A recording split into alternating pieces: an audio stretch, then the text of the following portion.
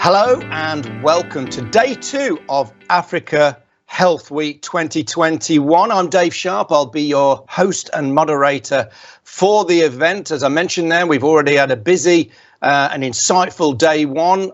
We're into day 2. Lots of exciting speakers and presentations to come today and, of course, tomorrow. The whole purpose of this event is to bring healthcare professionals together, service providers and other partners to network, to share best practice, to learn, to educate, to challenge even, and to take us forward as we face the future with a bigger aim of creating a global healthcare community that we can all be proud of. That community, of course, exists.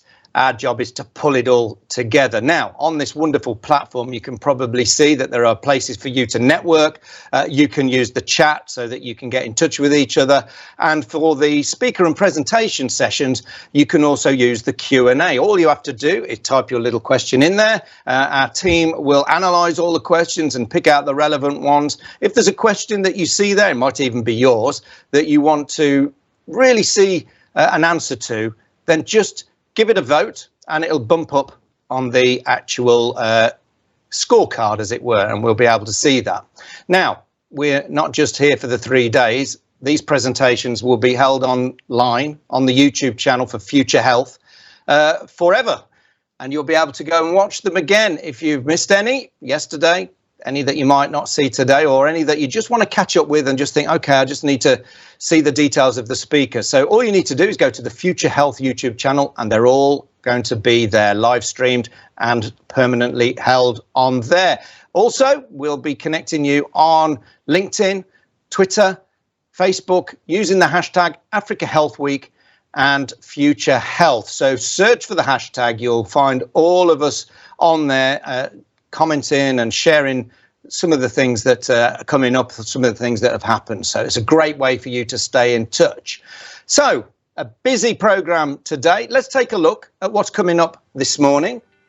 Surely I'll be talking to Dr. Salmaan Dalvi, and following him, we have Jonathan Parr, who'll be talking about Africa Healthcare, designing for the people. And then before we go to lunch, it's Christine Hogan-Dawn who'll be talking about the role of the private sector. So lots of interesting topics coming up. I mentioned there, first speaker will be talking about stem cells, a cure for sickle cell. He is Dr. Salmaan Dalvi, is the CEO at Regenerative Medicine International. I've had a chat with him just beforehand in the green room. I know that he's going to provide you with lots of useful insights. Get your questions ready in the Q&A. But for now, let's listen to Dr. Salmaan Dalvi.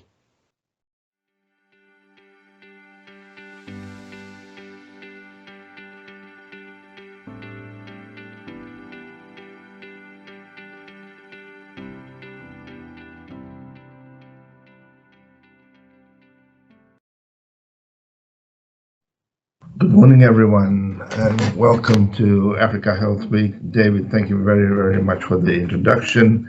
I'm sure you're going to enjoy the rest of your day with all the speakers. For myself, let's get back. I have a great interest in Africa, having lived a major portion of my life in the United Kingdom, but originally my first 10 to 12 years has been in Africa, and I have actually got African origins in both South and East Africa. So I'm a great fan of African health. I like to pioneer African health wherever possible, and the Global Society for Stem Cells and the Regenerative Medicine International was formed on the basis of the cures that we have for most diseases are based in the Western world, and Africa is many times second to the cures with not having the facilities for some reason or the other.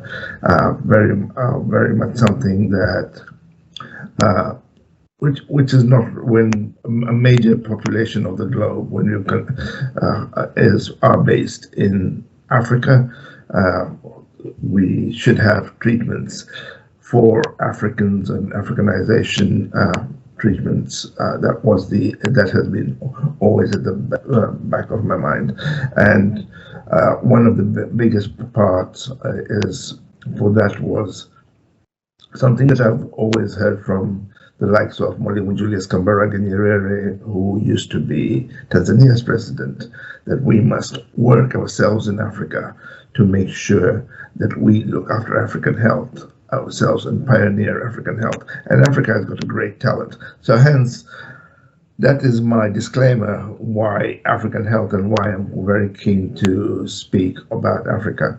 The idea of my subject itself, stem cells. I've been in the industry for over 20 years now, and I've worked with the NHSBT in the UK.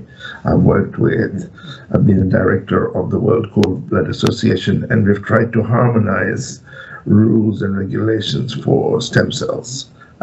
And one of the areas that I really am really keen, because it is a continent that suffers, which has got a lot of sufferers of sickle cells.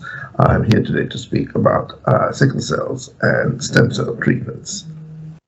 So without ado, what are stem cells or what are bone marrow transplant? A stem cell or a bone marrow transplant is something whereby damaged blood cells are replaced by bloods that have been taken from the bone marrow and taken from the bone marrow or from cord blood. By the way, this month is a major cord blood awareness week, whereby stem cells that are there in the cord blood, in the placenta, let me start from the beginning. When the baby gives birth, the placenta is then expelled, and in the placenta there's blood left for about 8 to 10 minutes before that coagulates. That contains a lot of good stem cells that can be used for transplant, very similar to those that are there in the bone marrow. Okay, so this is a cord blood awareness week, and that's why I thought I'd better mention that there are two sources of stem cells. A stem cell or bone marrow transplant basically replaces damaged blood cells with healthy ones. It can be used to treat conditions affecting blood, such as sickle cell, leukemia, lymphoma, and many other diseases, which could be hereditary or genetic. So what are stem cells?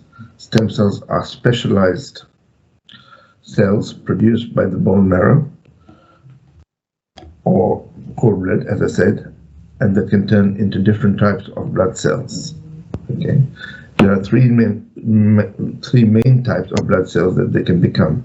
They can become red blood cells, which carry oxygen around the blood, white blood cells, which can help fight infection, and platelets, which stop bleeding.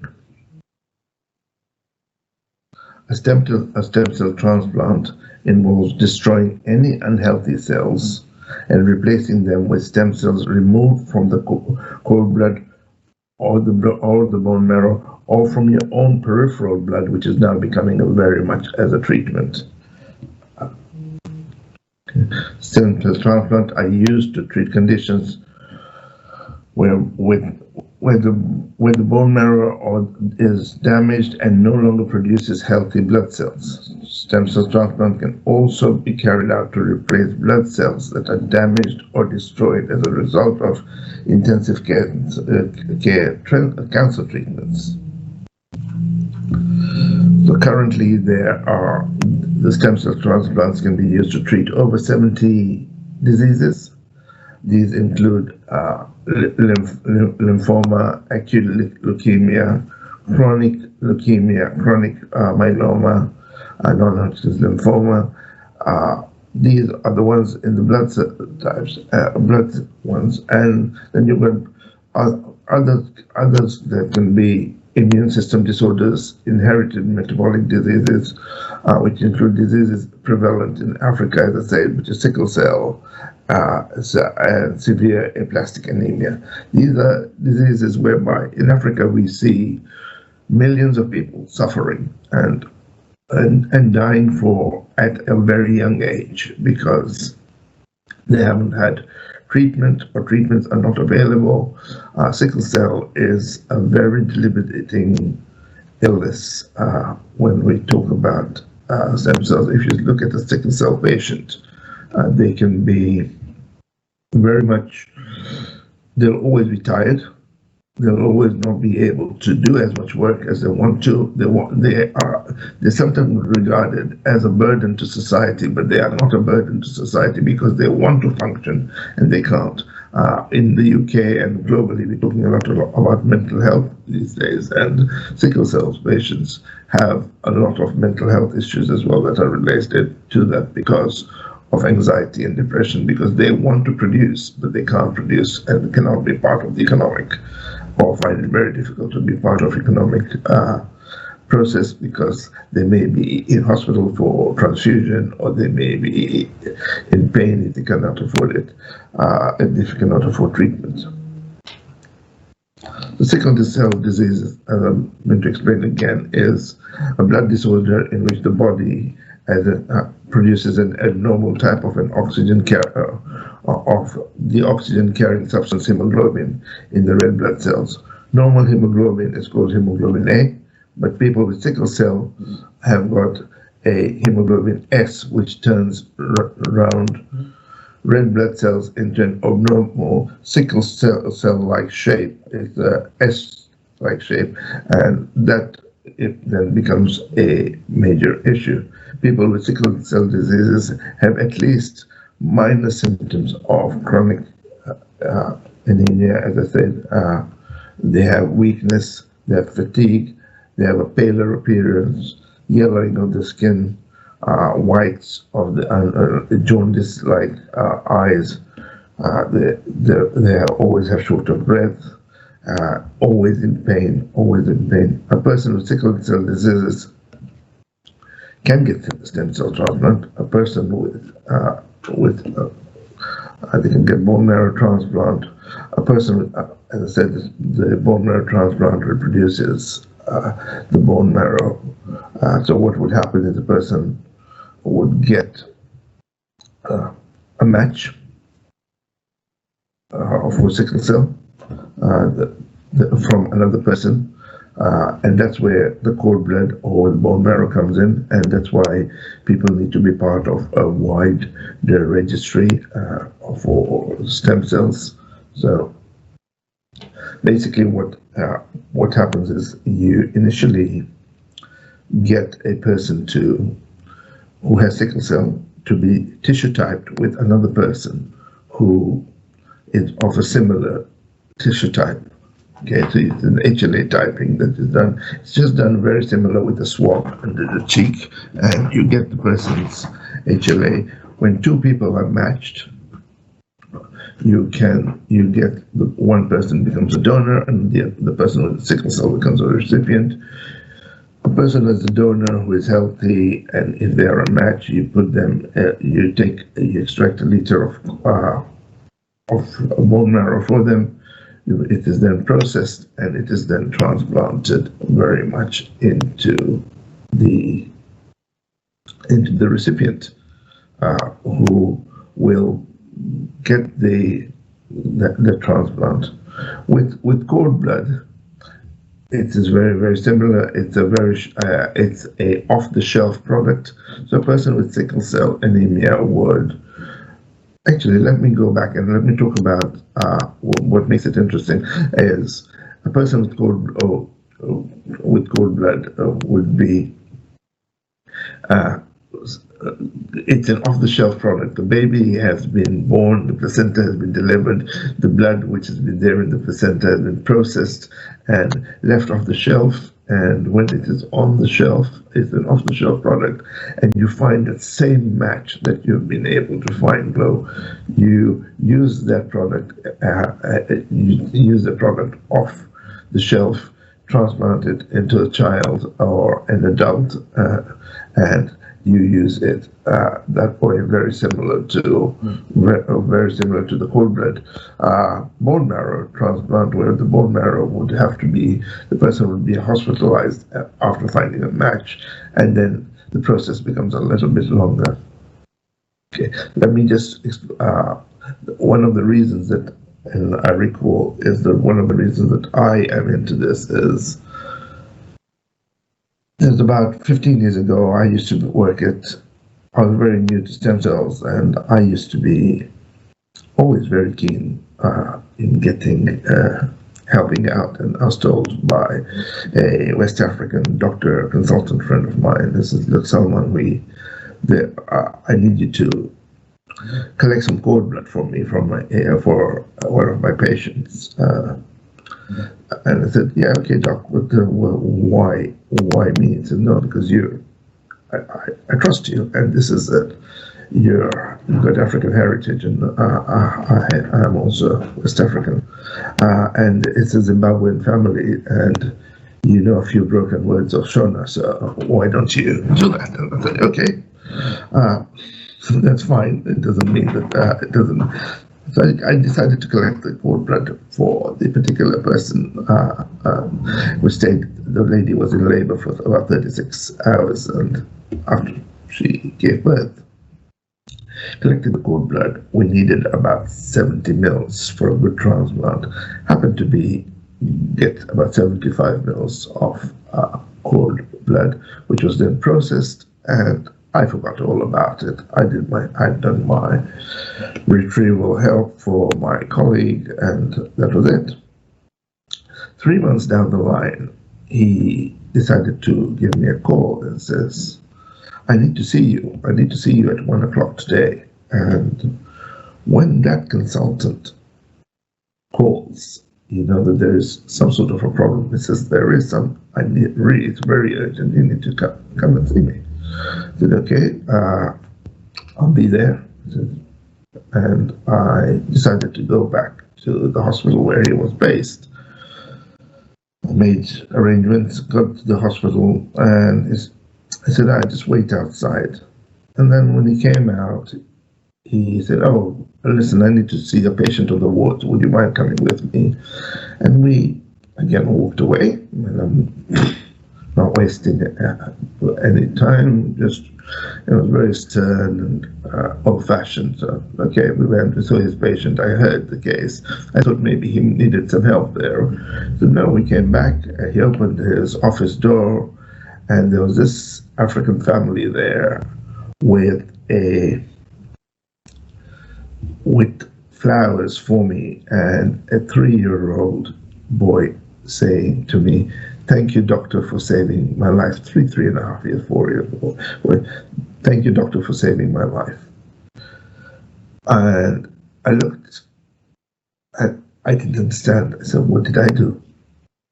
And then the story was explained to me that cord blood that I had collected was for this child who had sickle cell disease and had made sure that he had 3 strokes prior, and the mother he was the first child. The mother had then tried for a second child, which was not successful. The match was not successful, and they had tried the third time, where they had found a match. The third baby that the mother had was a match for this boy. I had collected the stem cells, and this child had received the sickle cell transplant, and the child was now in remission. The child is about 17, 18 years old today. They were so grateful, and obviously my heart had sunk there, and I had said, wow, this is one African child who has got sickle cell, and that can be cured with basic stem cell transplant. It's just taking the cord blood, which we have hundreds and thousands of births across the whole African continent every day. If we could save all this placental cord blood, which is normally just binned, thrown away, no one actually wants it, we could start saving lives of children across the globe. All we need to do that is a small processing facility in hubs like Abuja. You could have one in Johannesburg, one in Nairobi, one in Addis Ababa, and and I use these as in these names because they have got airline connections there. Why should we, as African, if we have 5 or 6 hubs in Africa, which can make sure that they can process the cord blood, store the cord blood over there, and do tissue type for all those people who have sickle cell disease, and all we may be able to save hundreds and thousands of lives for people, and may be able to cure hundreds and thousands of patients of sickle cell disease who normally have got to go to blood transfusion and sit in hospitals or stay at home just wasting away with a simple treatment. We have a simple treatment in cord blood where we can collect it, have it sitting in a refrigerated of minus 80 degrees, and it doesn't cost that much either. I mean, for a few £100,000, okay, for like £250,000, you may be able to set up one center, and one center would be able to hold roughly about 15 to 20,000 units of stem cells. So you're looking at about 20 to 25,000 units of stem cells at one center. Another center, and you multiply that by 6, you're looking at a vast, huge registry. And a lot of people we have the space in Africa, we don't need major areas to do the transplantation and to take a needle and try and help and plug it into the vein and get the child or the adult to get the transplant. It is a cost-effective way. It is a very clean process. Yes, there are risks associated, but the risks, they may be there. The side effects they outweigh any the major non-performing, non-economic, and the pain of the person who's there. There may be a chance of 1 or 2 may be rejected, but that's 1 or 2 that may be rejected. We hear with the vaccines, with any disease, 1 or 2 may not go as it's planned, but we have to try and save. It's a big process. And it's a cost-effective process. So that's where the idea comes in, is trying to connect the globe and the global community. We've got 7 billion people across the globe. If we have 7 billion people who have across the globe, and in every continent, stem cells can be the future of medicine. If you connect everyone, we get loads more donors registering with the NMDP or the WMDA or organizations like DKMS and Anthony Nolan, or they become members of our society, the Global Society for Regenerative Medicine. They should be able to get stem cell treatment for other diseases like osteoarthritis, rheumatoid arthritis, people with ligament tears, people with shoulder injuries, many sportsmen with backaches. We should be able to treat the cancers once we have that cord blood stored in Africa for the African communities, for the African people. It's very, very simple. It's a simple solution that we can implement, and we want to implement, and we're trying to raise the funds to have our first center somewhere where the transport hubs are there, so that we don't have to fly a patient from Dar es Salaam to Dubai, or from Johannesburg or Cape Town to Dubai to get treatment. We don't need to do that. We can get cord blood from the African people for the African centers, treat them within the continent. It is possible.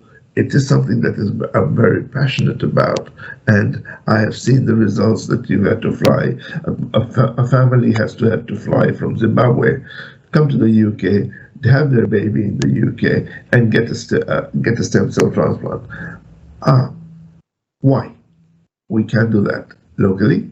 We have the resources, we have the minerals, we have the financial clout if we want to, and if we want to be able to do that. And we must urge our governments and our people to be able to do that in Africa all the time. It is important that we take the steps and get this one debilitating disease off our planet as soon as possible, off our continent as soon as possible, by just getting stem cells.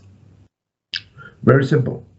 You got mother gives birth, she give her a consent form, she gives you a written consent, baby is born, baby is safe, placenta has to be expelled. You take the placenta, get it processed. It takes roughly 8 minutes to collect cord blood, and because we have you can collect about anything between 70 and 100 mils of cord blood, take it back to a lab, process it very, very quickly. You can even keep it, process it very quickly. Make sure you know what the type of the cord blood, what the HLA tissue typing of the mother is, if they're both of a particular community, if they are Hausa or if they are Igbo or whatever they are, and you can try and get similar genetic mixes onto them, and you can get them tissued and matched and be able to solve a major problem. So that's the 20 minutes, 25 minutes I've taken up of your time. So sickle cell transplant and stem cell transplants are becoming the norm. They are the future of medicine. The idea is to be able to get more donors and more centers that can store cord blood and more people on a donor registry to be able to get and go and treat, go and register as donors. Anyone between the age of 18 to 35 would be able to, who is healthy and fit. You can go to one of the centers, get yourself a swab, and get yourself onto the world register. You may never be called. You may never be called up to give you bone marrow, and every day for those mothers who are giving birth, think about it. Ask at your local hospitals. Hey, I'm of African origin, and I want someone to benefit of that particular of these stem cells that will be produced. Is there a facility nearby where I could collect? Because sickle cell, as I've said, can be cured, and many other diseases that are based in Africa can be cured using stem cells. So I'm going to hand over to the team, and if you've got any questions towards this, I know I'm quite happy to answer any questions on stem cells and other and the related subjects or with sickle cell. So thank you very much for your time, and I will hand you back to the team. Thank you, Salmaan. Fascinating stuff there. I just want to pick up on the point that you made at the end about getting awareness of people donating and becoming donors. I mean, it seems like there needs to be a huge marketing campaign to reach people, young people, all people, really, and that needs to be funded. Yeah, you're absolutely right, and that's where the Global Society for Stem Cells Medicine comes in as a advocacy and educational, trying to raise funds every day, because it's something that people don't want. There is no funding with COVID currently. There is no funding for anything, and prior to COVID, it was much more. Oh, it's an African disease, so let's leave. It's not going to affect as many people in the Western world as it does. But we forget. There's a lot of African people. There's a lot. It affects everywhere up to the Mediterranean. We do forget that there is there are people of other origins as well who do get sickle cell, and if that is, or they get thalassemia, which is very, very similar. And yes, it's a question of funding. Funding is a big issue, and governments need to take a challenge, because once the initial education is there, and you've got some centers across the continent, you may be able to solve major problems. In the UK, we have quite a lot of the NHSBT does quite a lot of transplants using both cord blood and bone marrow in the NHS hospitals. So we have that. We're getting a lot of questions. I'm going to come back also to the infrastructure required to deliver this that you highlighted. You know, it's not, in real terms, it's not that high cost, but we'll come back to that, because a lot of people are asking about the process. Questions like, is it dangerous? Can it be adapted? Is it tailored to certain people, certain aspects of the disease? Can you just clarify those things? Yeah, sure. It's not dangerous. So a person who's got sickle cell may be sitting, say a 18-year-old, a person who's got sickle cell, and they cannot go to school, but they cannot go to college because they're in pain for 3 weeks, and they're at home. They need they need a blood transfusion, or they need supplements or medication to just help with the pain. They have normally got they're very, very thin, they're very wasted, the skin is the body is wasting away. They will not be able to produce, they will not be able to study, they're very depressed, they're going to sit at home. If they get a right match and they get a right transplant, that all changes, the pain goes away. The body starts the person starts picking up weight. To be able to find a blood transfusion normally and get a stem cell transfusion, which is it's much more safer. It's much more safer, and in the long run, it's a easier process. So the process for going onto a registry is, all you do is, I don't know how many people have had it's easiest to explain now with COVID. Everyone knows you take a cheek swab. So you take a cheek swab, you put it in the little container, you send it to the lab. The lab processes it, and we get your loci, the HLA type. So if you are of, say, you are of a Arab origin, okay, or maybe you're from the coast of Zanzibar or Somalia, of that, and your match will be with the tissue of that particular community. If you're maybe of Shona speaking Zimbabwean, you will get your matches will be within your own community. Okay, your gene pool will be with your.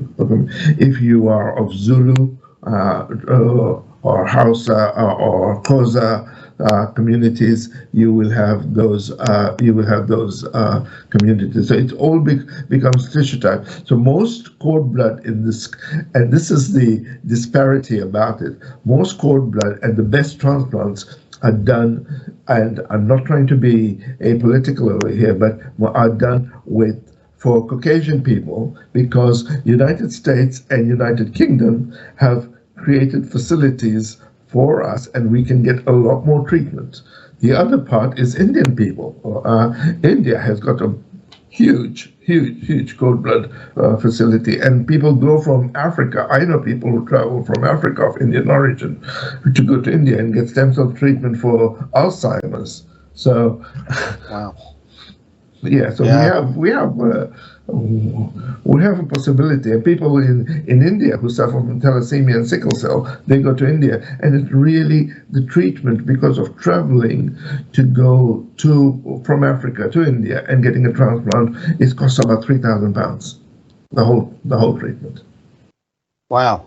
And that, in real terms, in medical terms, it's not a lot of money. And just remind us, this is a treatment that you only need to take that treatment once, or is it an ongoing thing? Do you have to refresh? No, it's once. It's one treatment once. You basically, it's a needle that's injected in your vein once the cord blood, once the stem cells have been collected in the vein, and that's it. Wow. You stay for about 21 days of recovery. Once the transplant has taken place, you are fine. If your body recovers, regenerates. Wow. I mean, that is the fascination, isn't it, about how the human body adapts, how it can evolve, how it can take on these treatments. And I think people will be surprised at the simplicity, the relative simplicity that you're talking about, and therefore the frustration, as you mentioned in your presentation, that this isn't more readily available. And that question again, which I'm now going to come back to, that idea, particularly as you mentioned in Africa, of the infrastructure not really being there. It's available in other countries, other continents. What needs to happen? You talked about funding. It's not that expensive. Is this just a political will? Is it just that we need to be more lobbying for this change?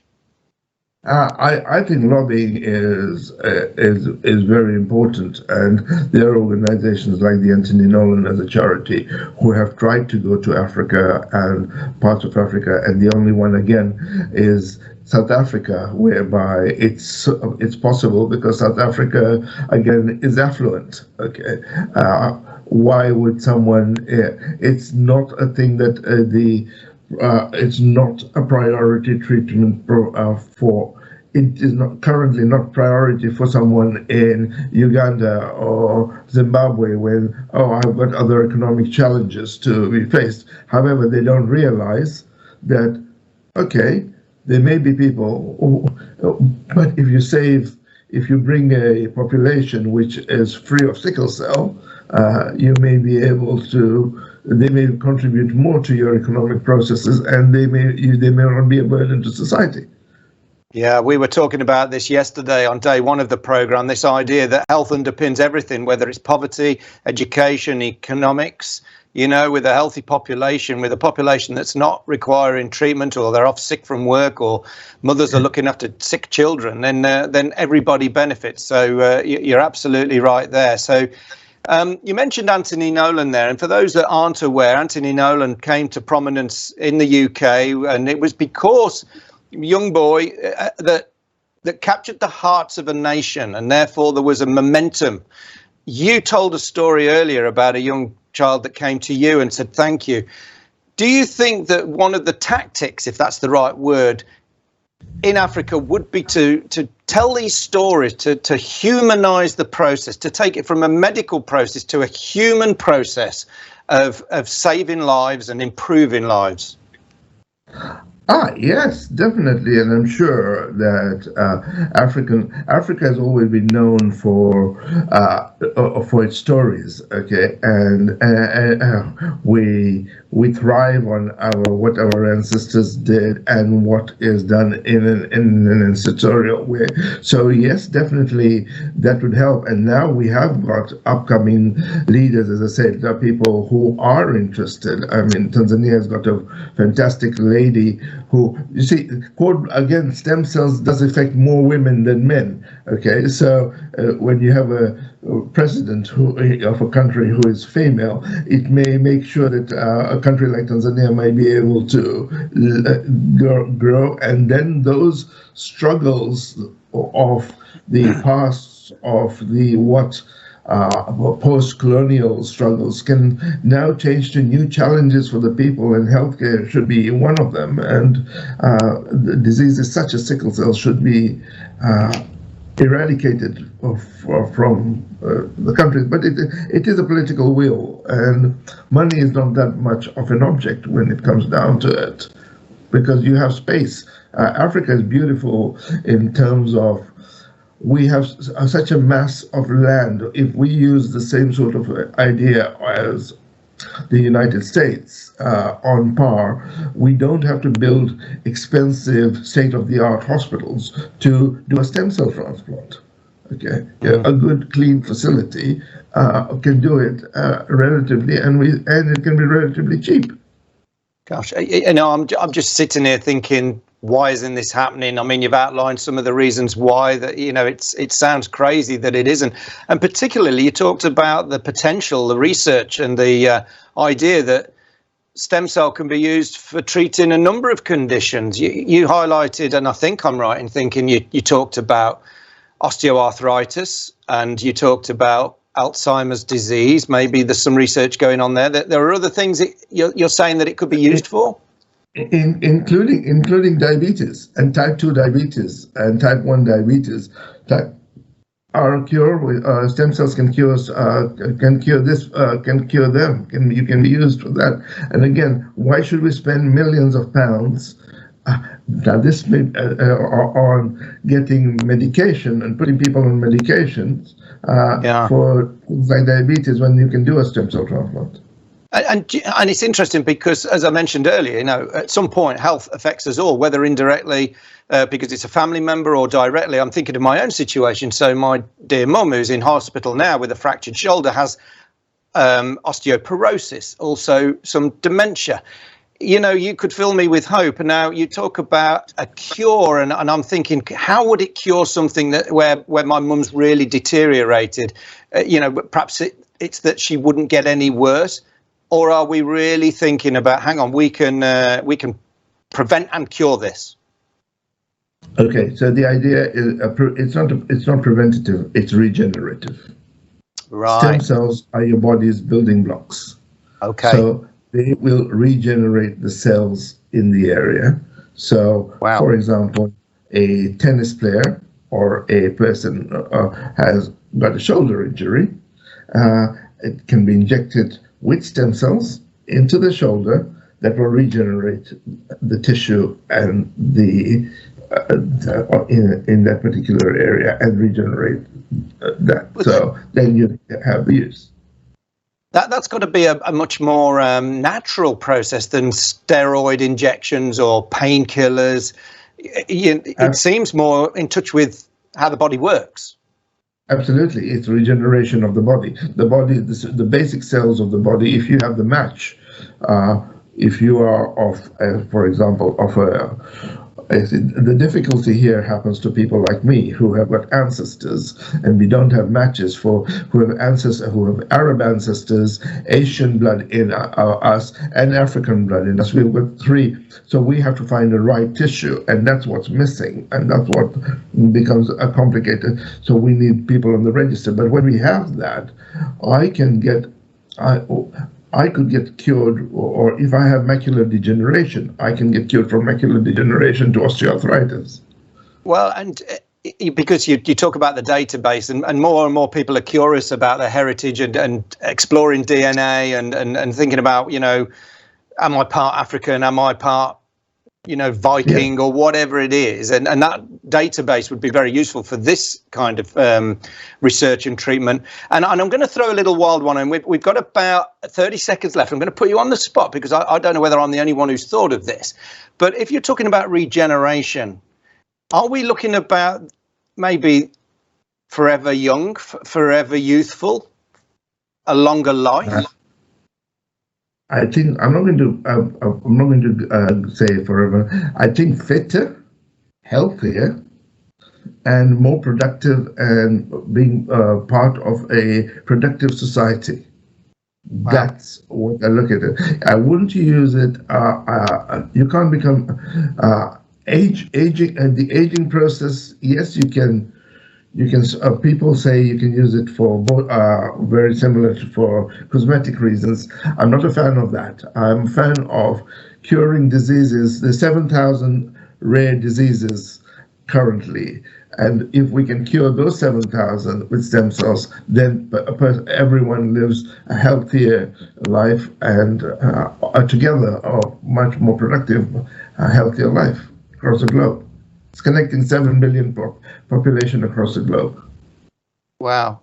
I'm excited talking to you about the future. I think anybody who's watched family members get ill or grow old or suffer would realise that maybe, that's maybe what the future holds for me. And what you're saying is, with this research, with this, if the political will's there, if the funding's there, then there's hope for some common diseases to be treated. And if there was a timescale on that, how long do you think it would take before we can, sit there and go, wow, yeah, we're doing this? Well, it's happening. It's happening in America. It's happening in Japan, in Korea, in China, Russia. All those. It's not a big in India. It's happening there, but it's not happening in Africa. Okay, we from Africa have to go to the rest of the world and look at that, and the story has to change, the narrative has to change, because our continent is one of the largest on the planet, and we are there. We have to find our own solutions as well.